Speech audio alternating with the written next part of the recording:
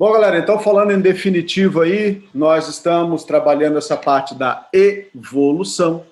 Então, nessa questão da evolução, né, nós já vimos na aula passada que é um processo progressivo, né? Então, um processo progressivo que a gente vai ter essa parte de um organismo se modificando até que ele seja completamente diferente ou tenha alguma modificação, uma ideia de mudança, tá? Uma mudança de maneira contínua. É claro que nós falamos de ideias, né? Então a gente não tem certeza de muita coisa, tá?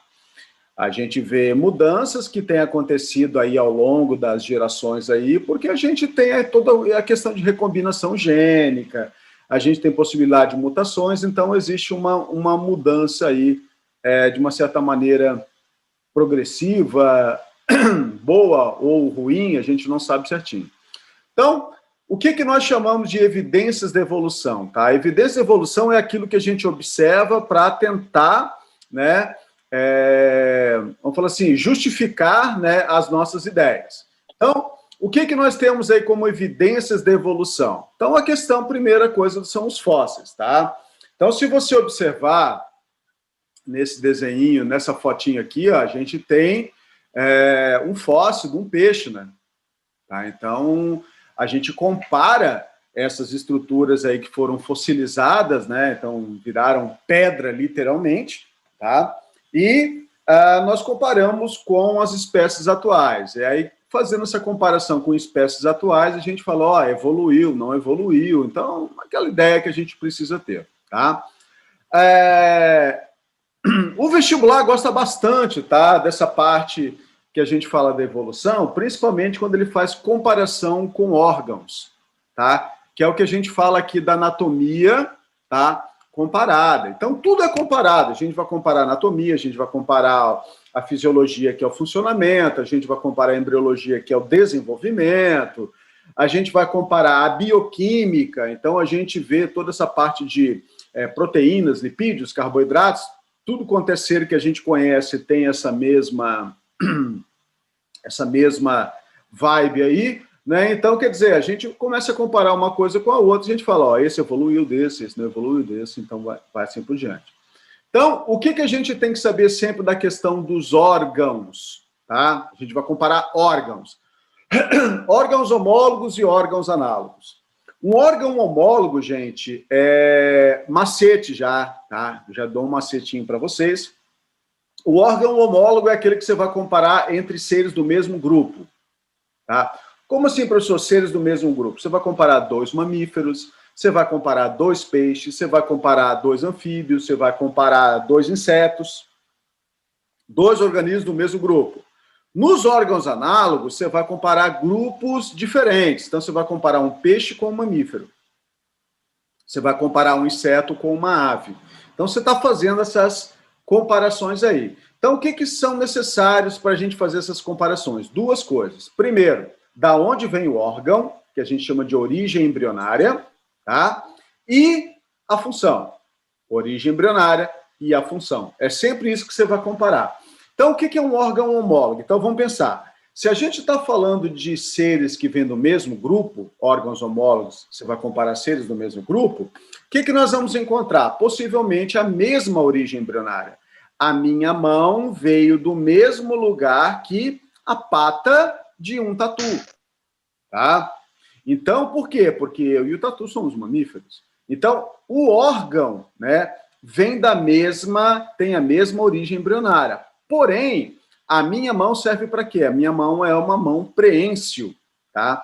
É uma estrutura preência, serve para pegar objetos. O tatu serve para cavar, tá? Então, o que a gente vai ter? A gente vai ter um indivíduo, né, uma única origem embrionária, e aí os indivíduos ficam diferentes. Então, você vem de uma origem embrionária igual e ficam diferentes. Isso aqui que eu já estou fazendo é um macete, você está vendo aqui, ó? Eu estou abrindo a possibilidade de dois seres diferentes, ficarem diferentes. Então, o que eu tenho aqui? Uma evolução que a gente chama divergente. Sai de um ponto e fica diferente, divergente. Ou, como aí os vestibulares gostam bastante de chamar, a tal da irradiação adaptativa. Isso aqui, tá, é a ideia sempre de um ancestral em comum, tá? Um ancestral em comum. Então, você vê um ancestral e eles ficaram diferentes. Tudo bem? Já nos órgãos análogos, tá? Nos órgãos análogos, o que nós vamos encontrar? Nós vamos encontrar... Deixa eu jogar isso aqui para cima. Aqui. Nos órgãos análogos, tá? Nós vamos encontrar a seguinte coisa. Deixa eu só tirar isso aqui que está me atrapalhando aqui.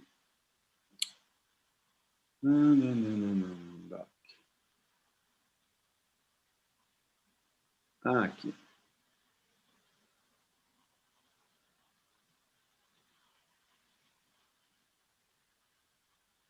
Tá, passou.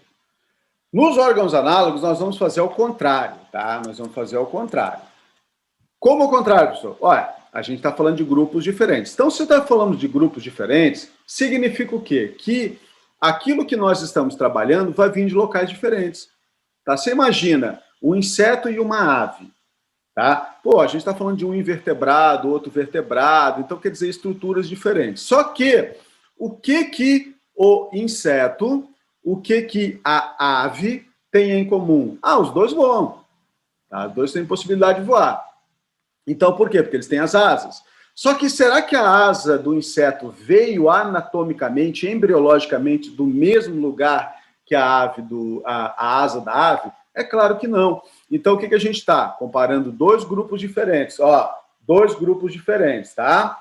Então, o que vai acontecer? Eles vão ficar semelhantes. Ó, diferente, diferente. E ficam semelhantes, tá? Então, a gente vai estar falando de órgãos de origens embrionárias diferentes e no final, os organismos ficam semelhantes nas suas estruturas. Então, a gente está falando de uma evolução convergente. Então, a gente está falando origens embrionárias diferentes e, no final, a mesma função. Tá? A mesma função. Então, para que serve a asa do inseto? Para voar. Para que serve a asa da ave? Para voar. Então, os dois fazem a mesma coisa. Tudo bem?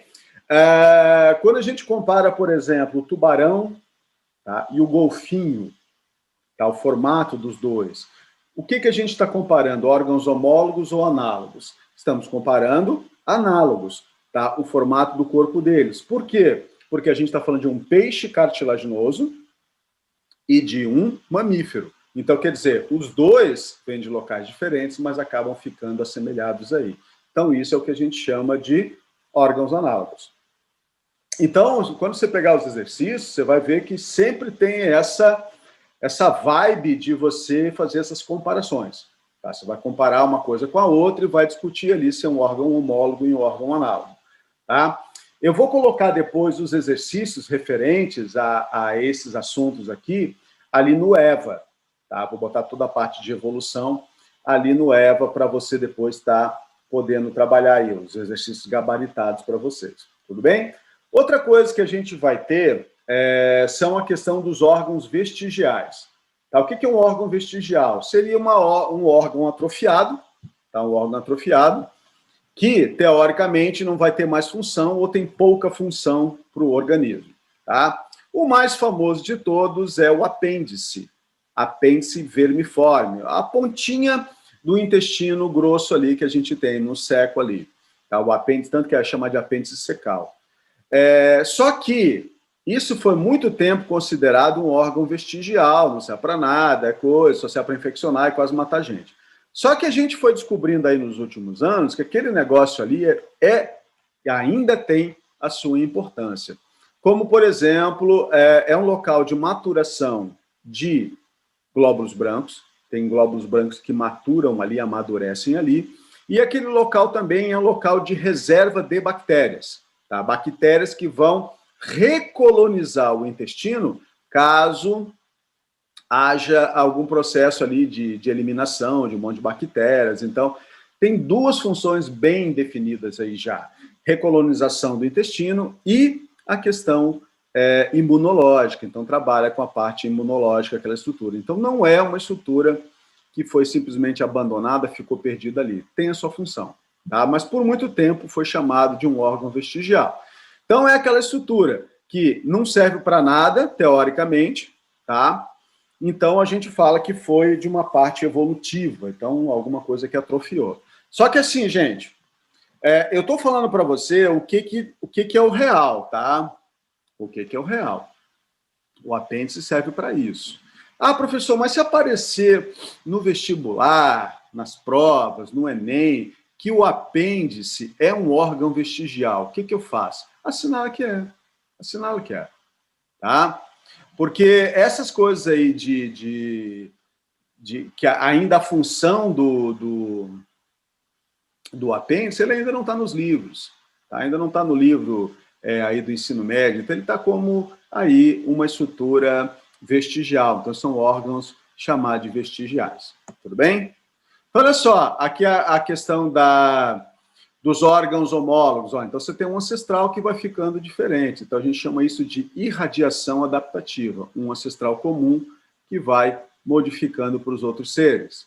No caso dos órgãos homólogos, olha aqui, ó, mostrando, comparando aí os ossos, por exemplo, do cavalo aqui, comparando com o braço humano aqui, ó. Então, a gente vê aqui, ó, mamíferos e aves, aproximadamente bem semelhante aí às estruturas, no caso, para asas, né? As asas das aves e as asas, por exemplo, do morcego, tá? São considerados órgãos homólogos, tá? Ele foge um pouquinho aí da exceção, é uma exceçãozinha aí. Então, aves e mamíferos, tá? A estrutura da asa são órgãos homólogos. E aqui a gente vê, ó, o golfinho, né, um ictiosauro, aqui um réptil fóssil, o tubarão, você vê aqui, ó, os três mais ou menos com o mesmo formato. Então a gente está falando de uma convergência adaptativa.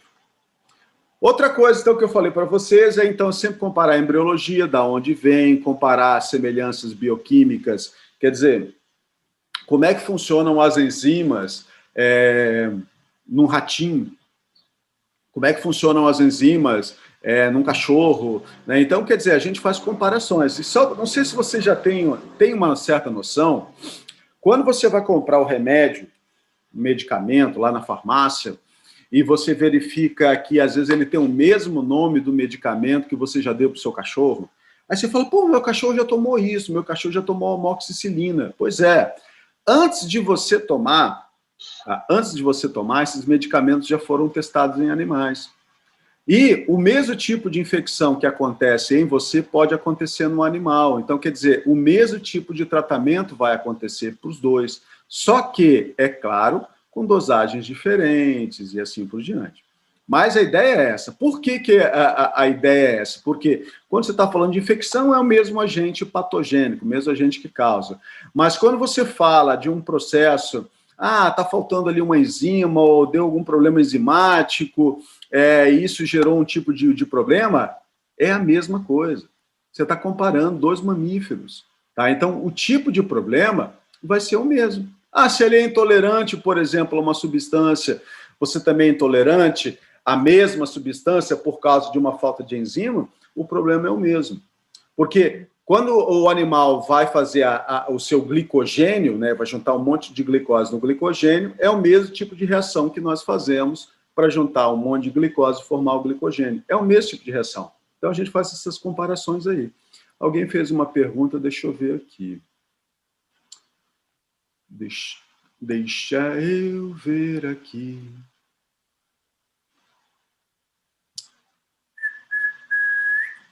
Deixa eu ver. Fernando, eu li que o dedo mínimo do pé é inútil por não contribuir para o equilíbrio, sendo apenas útil para dar aquela topada gostosa na quina da cama logo de manhã. Confirma. Confirma, sim. Quer ver? Não digo nem o dedo mínimo, mas quando você dá aquela cutucada com o dedão, assim, né? Que o dedão vira, quase dá um do avesso, assim, vira do avesso. Então, geralmente, ele trabalha isso. Tanto que a gente tem a questão de unhas e assim por diante, né? As unhas, teoricamente, nos outros animais, servem para aumentar uma tração no chão, né? Aumentar a questão do atrito, firmar o pé. Só que a gente não tem isso, né? A gente não anda nem de 4 e a gente não tem a unha que vai dar a volta, né? E vai ficar grudando no chão para ajudar a segurar a gente. Então, algumas coisas a humanidade acabou mudando aí. né? E se você pensar, por exemplo, em termos de pelos, né? Pô, para que servem os pelos nos animais? Ah, serve para ajudar a proteger das variações de temperatura, ajuda a proteger. Só que nós inventamos um negócio na nossa espécie que pelo é feio, então a galera quer se depilar, arrancar os pelos fora, né? Então, quer dizer, é uma questão estética, né? Então, quer dizer, a gente mudou algumas coisas, né? Então, mas a ideia basicamente seria a mesma aí. Tudo bem? Então, só fazendo uma comparação aqui embriológica, olha só, você vê os desenvolvimentos iniciais, né? Tudo é bastante semelhante, né? Porque todo o desenvolvimento, por isso que a gente compara, a gente faz os testes lá nos animais. Ah, professor, mas não é crueldade com os animais? Pois é, tem algumas coisas que às vezes passam, são crueldades, vamos falar assim, eu não digo crueldade, mas o animal acaba sofrendo. Mas quando a gente começa a comparar com a espécie humana, e aí você vê, por exemplo, nessa questão do Covid, está todo mundo apavorado por uma vacina, tá? Tá todo mundo apavorado por uma vacina. Onde é que você acha que eles vão testar a vacina antes de jogar na gente? Eles têm que fazer testes em animais. Tá? Ai, tadinho do animal. Pois é, mas aí você está apavorado porque você quer a sua vacina. E aí? Como é que você vai saber se a vacina funciona ou não? Tem que testar em algum lugar. Ah, por que já não testa em humano? Porque aí você tem toda a parte ética, antes de vir humano, é todo um protocolo de desenvolvimento. Se você vai lá, pega lá 100 pessoas voluntárias e mete lá nelas uma vacina, mas aquela vacina causa um determinado problema para aqueles indivíduos, o que eles vão fazer? Vão ficar felizes da vida que eles estão servindo de cobaias para a humanidade? Não, eles vão processar a empresa. Tá? Então, quer dizer, para evitar esse tipo de situação, tá, acaba acontecendo isso. Então, a gente acaba fazendo esse teste em animais para depois testar nos humanos. Por isso que acaba demorando a vacina. Né? A gente já está um ano de pandemia aí, né, desse problema. Muitos já vieram a óbito aí por causa do processo. Só que o que está acontecendo? A gente está em desenvolvimento. Isso precisa acontecer. Alguém fez uma pergunta para mim, então, segundo a biologia, pelo não é nojento. Não, pelo não é nojento. Nojento é você não tomar banho, né? Isso pode ser nojento, né, pela caatinga que vai acabar ficando com a gente. Mas tá, se você pensar em animais e assim por diante, a gente que tem aí gato, cachorro, que a gente acaba dando banho, mas se você pensar num animal na natureza, ele acaba não tendo esse, como diz, esse asseio que nós temos aí dentro da humanidade. E isso provavelmente prejudica um pouco essa nossa parte imunológica, né? Que a gente está sempre removendo bactérias, sempre removendo um monte de coisa, que seria praticamente uma proteção natural que a gente talvez tivesse, né? Então, é uma coisa meio estranha de a gente estar... Entendendo. Essas são as evidências, tá? Então, o que é um fenômeno de especiação, tá? Tudo isso está aí pela apostila de vocês, perdido nos textos. O que é uma espécie? Espécie é um grupo de seres que a gente vai ter a possibilidade deles cruzarem entre si e gerar descendente.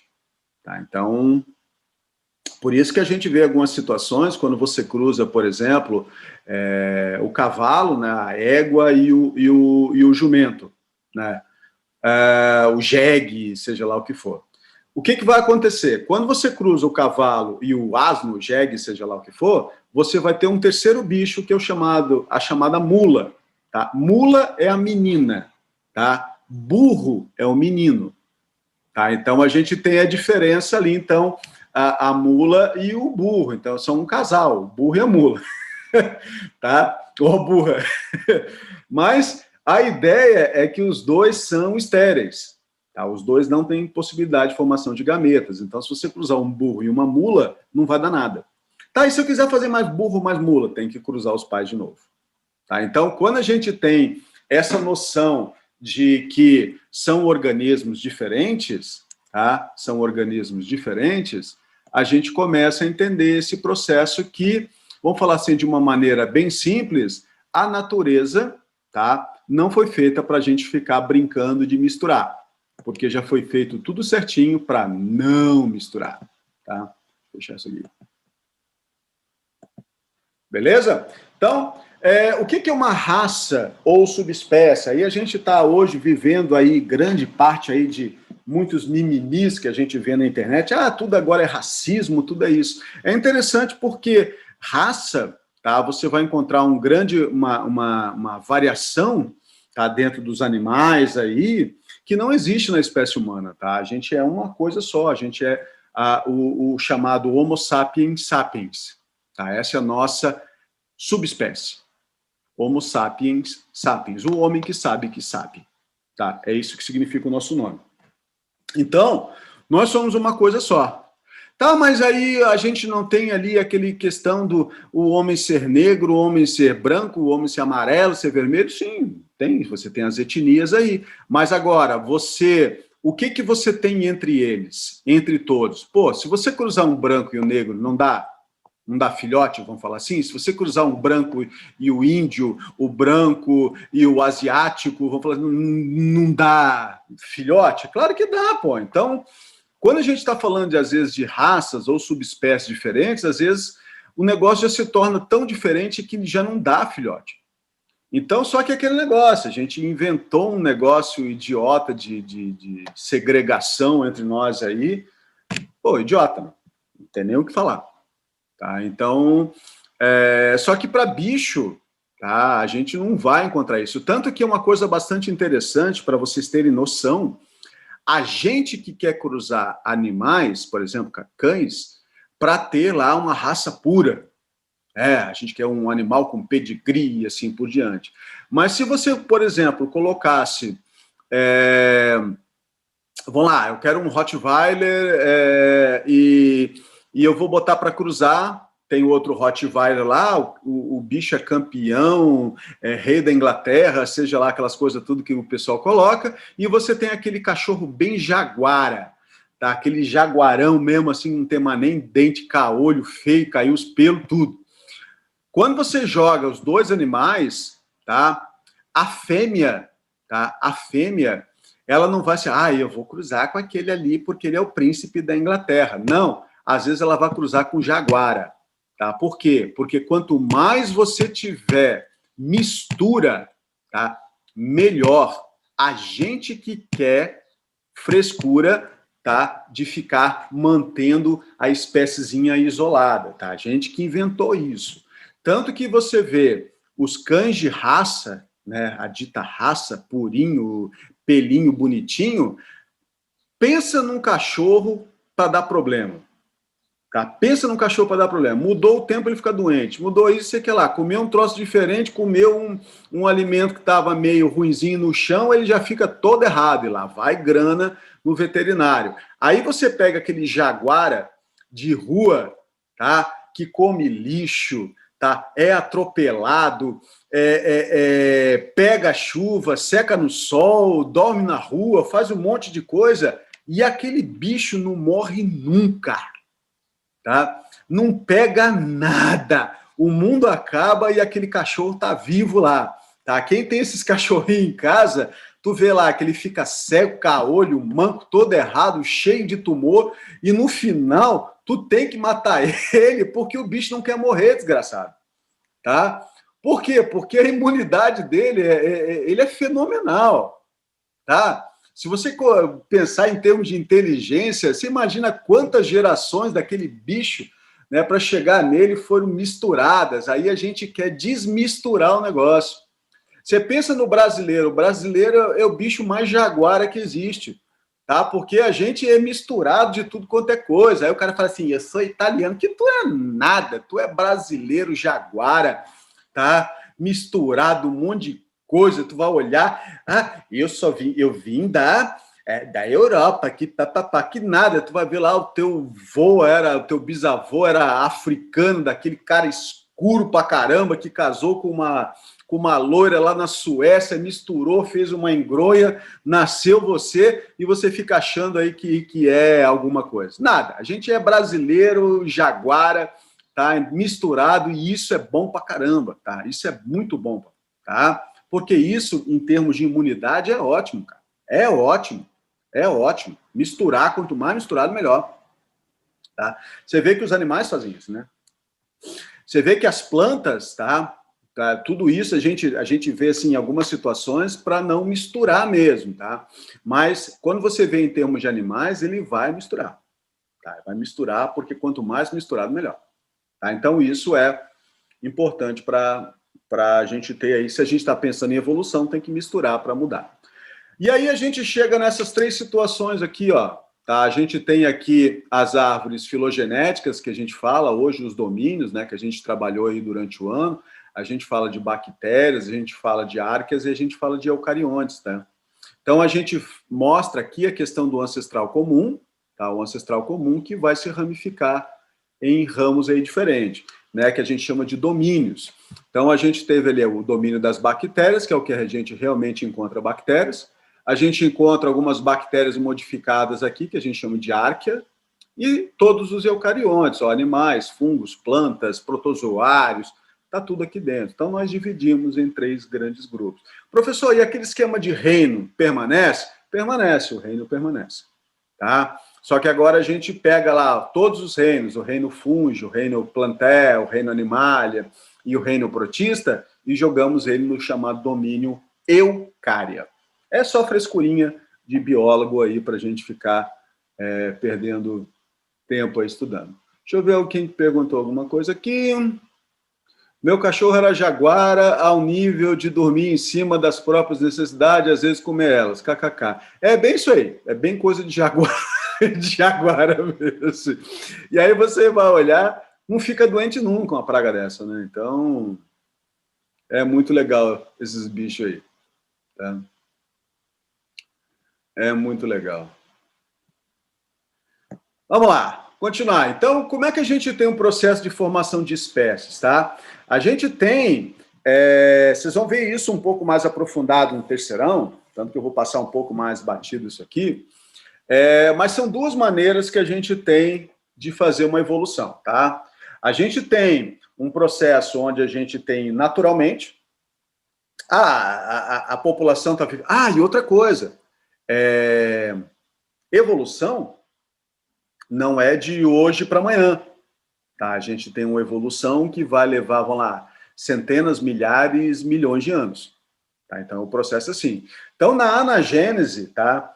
O vestibular não se interessa muito, porque isso aqui seria um troço sem graça para a biologia. A população vai se modificando, quer dizer, você imagina tubarão vai vivendo, reproduz aqui, e daqui a 500 mil anos alguma coisa mudou ali naquela população, mas de maneira natural, sem nada. E aquilo ali, comparado com há 500 mil anos atrás, ó, é uma subespécie diferente, alguma raça diferente, alguma coisa assim. Então não tem muita graça. Já a cladogênese, geralmente, ela acaba tendo um grande evento, tá? Um grande evento, assim. Esse é o do vestibular, tá? Só que a ACAF, tá? A ACAF tem dado uma sacaneada com a galera, porque nem sempre vai ter o que eu vou falar aqui primeiro, que é o chamado isolamento geográfico. Mas vamos supor que tenha o modelo clássico. O que acontece? Você imagina Tubarão, tá? Imagina que não tem o rio, tá? Não tem o rio Tubarão. E aí você tem uma terra só. E, de repente, acontece um terremoto e isola 2 metades da cidade.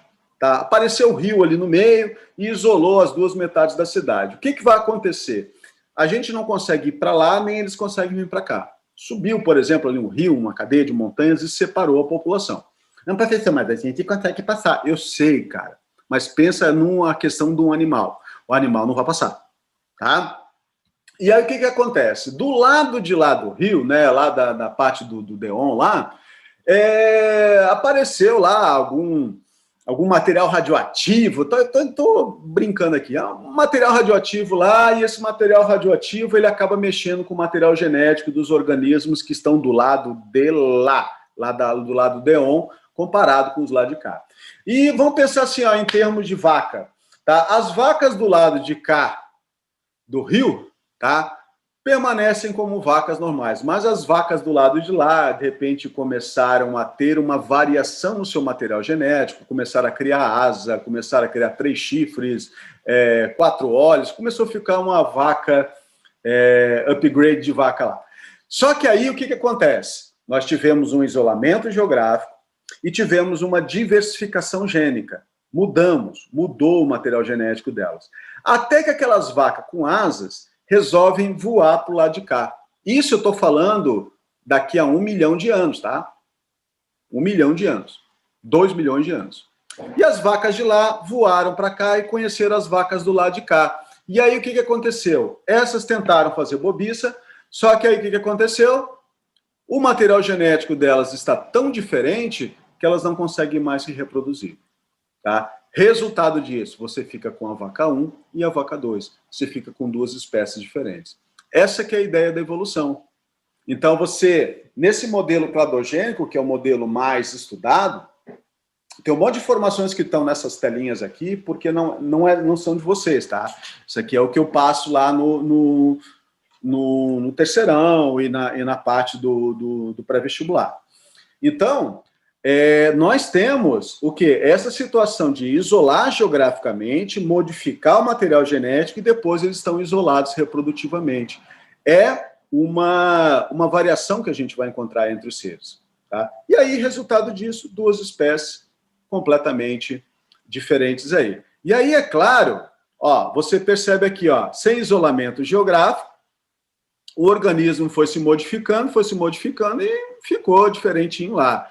Já com isolamento geográfico, olha só, os organismos ficaram sujeitos a pressões ambientais diferentes, reproduções diferentes, de repente, apareceu as 2 avezinhas lá completamente diferentes. Tem um ancestral em comum, mas ficaram diferentes. No caso das borboletinhas aqui, aconteceu um isolamento geográfico, pressões, né, de seleção diferentes, ficaram completamente diferentes. E aí, é claro, chega um determinado momento que você tem ali a borboleta laranjinha, a borboletinha verde aqui, tão diferentes uma das outras que não tem mais como reproduzir, porque são espécies diferentes. Tudo bem? Isso que é a questão da evolução. Também é a mesma coisa aqui, Você tem os isolamentos, né? Os isolamentos geográficos, e aí, consequentemente, você vai ficando diferente aí. O que eu falei para vocês ali, é que a população, por exemplo, nem sempre pode ter a questão do isolamento geográfico. Aqui, a gente fez um isolamento, tá vendo?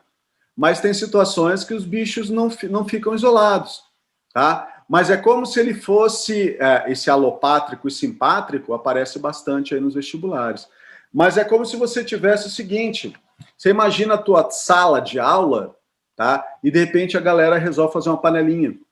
Então você imagina, os seres resolveram fazer uma panelinha dentro da turma, tá? Resultado disso, a panelinha, vamos lá, não se reproduz mais com o restante do pessoal. E aí isso, em milhões de anos, vai causar uma modificação. Então você percebe aqui, nessa tela, que você vai encontrar o quê? Não teve isolamento, mas no final da história você tem as 2 espécies que podem estar convivendo no mesmo ambiente. Então, essa é a ideia.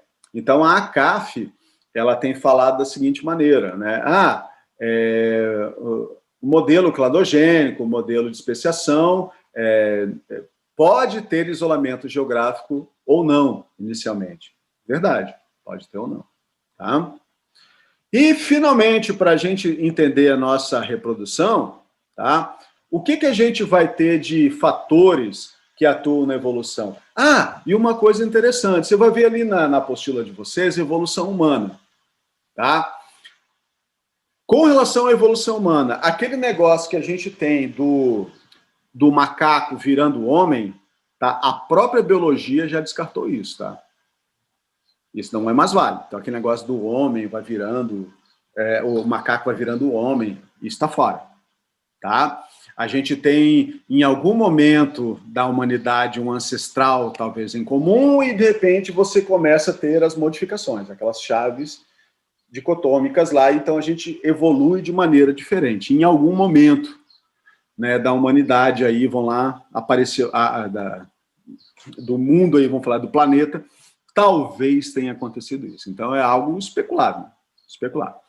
Mas macaco virando homem, isso está fora. Tá legal? O que pode aumentar a variabilidade genética dos organismos aí? É claro, mutação e recombinação, né?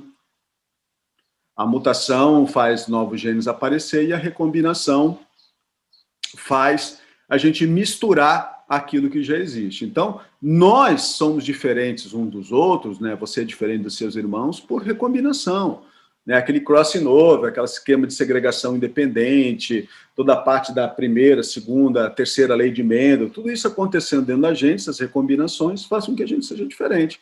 Ah, eu evoluí, meu irmão não evoluiu? Não, a gente é diferente só. Ok? O que pode fazer com que haja aumento ou diminuição aí no processo de variação? Que a gente chama de direcionamento da evolução. É a seleção natural.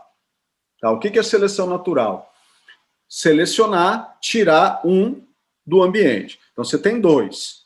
Tá? Quero que vocês entendam isso. Você tem dois. Se eu tiro um, o que aconteceu? Eu aumentei ou diminuí a diversidade no ambiente? Eu diminuí. Então, a seleção natural, gente, ela diminui, tá? Ela diminui a variabilidade genética. Tá? Por quê? Porque tinha dois, agora só tem um, então acabou com um. Então, a gente teve essa variação diminuída. Isso é uma coisa interessante que os antibióticos, o que o antibiótico faz? Ele faz um processo de seleção natural. Você tem duas bactérias, usou um antibiótico, matou essa, sobrou a outra, seleção natural. Então, a gente fala que é uma seleção de linhagens resistentes. Então, inseticida, antibiótico, um monte de doença, seleção natural. As migrações e a oscilação genética, o que são isso?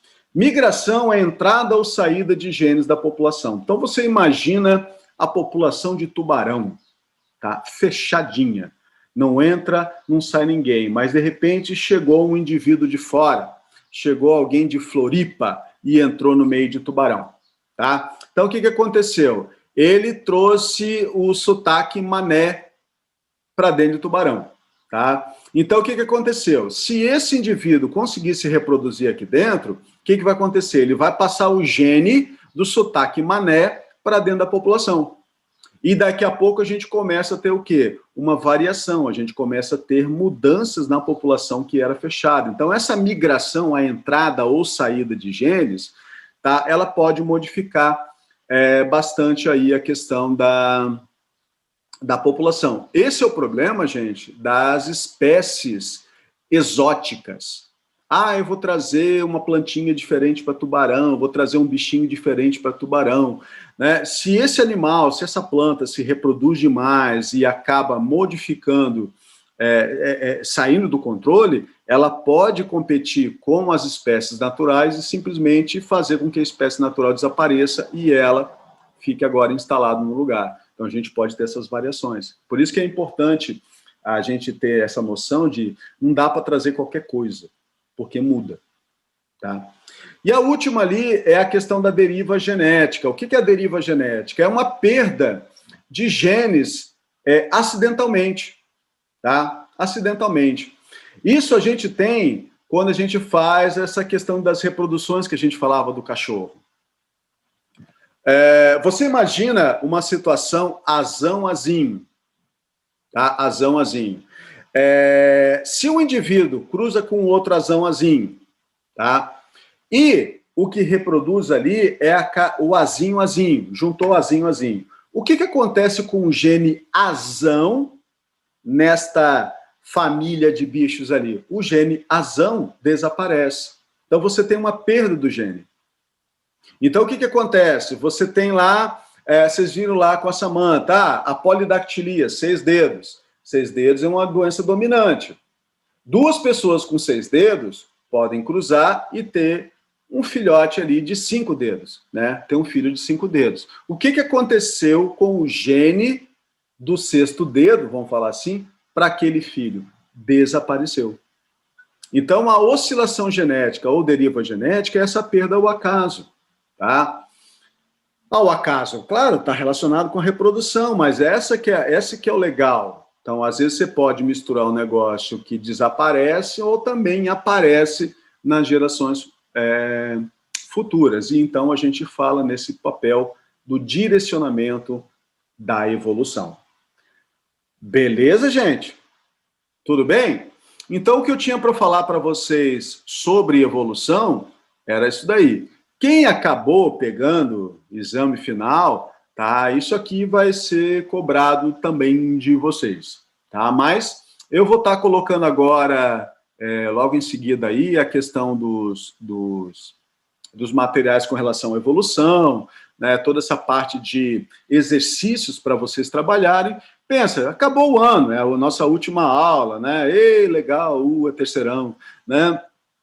Agora, só que é o seguinte, é um assunto que é bastante importante e é bastante cobrado, tá? Bastante cobrado. Tanto foi cobrado agora também na questão do último vestibular aí que a gente teve da CAF, tá? Falando de mutação, falando umas coisinhas lá.